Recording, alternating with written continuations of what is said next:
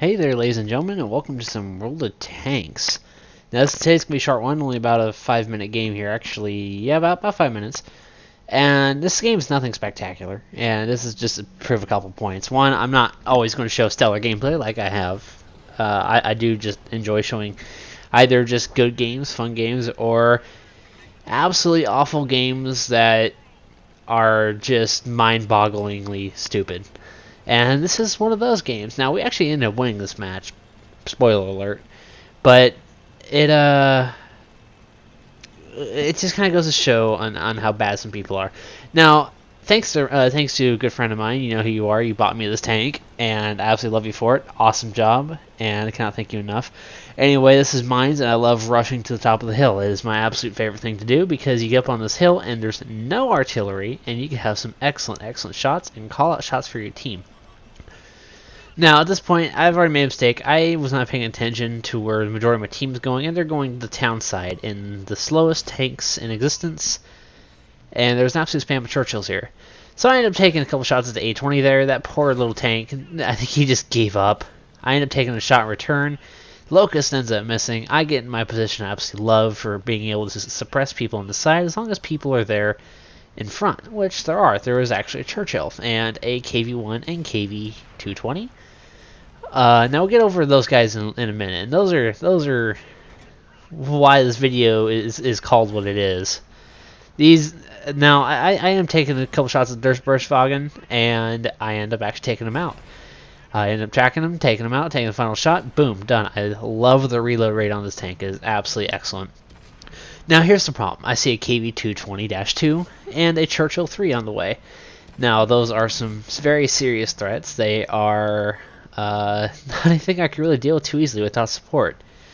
And my god, where's my support? Look at the map. Well, they're on top of the hill. Okay, you think, okay, they're on top of the hill. They'll provide supporting fire. Maybe they'll go down the edge and start lighting them up. Oh no, this KV-220-2 and Churchill 3 are starting to rush me. I pull back because there's the medium tank here, and they start focusing on him.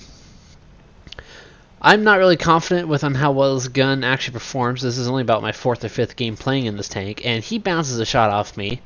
I am taking a shot, bounce off him with a premium round. Churchill misses, and my teammates are still sitting up there on the hill. I'm actually pinging the area at this point, and nobody's replying back, so I just start laying into this Churchill, and at this point I knew I was done for. My medium tank support died off, but where's the 3 heavy tanks that are behind me? Well, these Crayon Eaters, as what I am calling them. Oh, the KV-1 just now realized there's 3 tanks coming up there. Actually, it's just 2, I think, at this point. And the KV-222 doesn't even paying attention. This Crayon Eater is so tunnel visioned on everything else. He still doesn't even notice they're there. He's moving around. He still doesn't even notice. They're shooting at him, and he does not notice. Come on, buddy. You can do it. There you go. Now see now, yeah, your box of crayons went out, didn't it? Now you realize there's some. Oh, now you're on fire. Now you're about ready to die. Goodbye. This KV-1, this Crayon Eater, was a little bit more alert beforehand, and he's still got royally screwed up.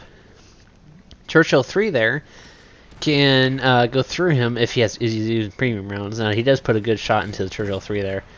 But he bounces off the KV-220 instead of finishing off the Churchill, which is laying rounds down. I would not have done that. I would finish off the Churchill first. KV-220 comes from the rear and puts a shot into him, and they trade right there.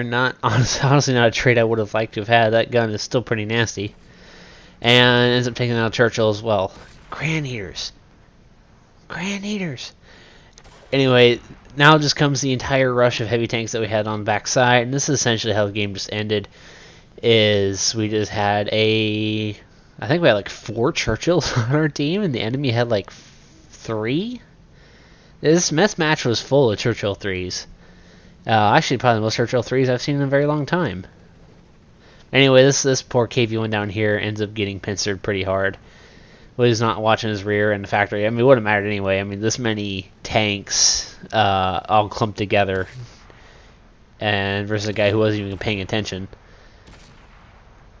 Yep, pretty obvious. Anyway, guys, I'll go ahead and show you guys the post-game stats. And hopefully you guys enjoyed seeing some thorough crayon munchers. Maybe they're Russian tanks. Maybe they like the red ones. Anyway, guys, see you guys in the next one.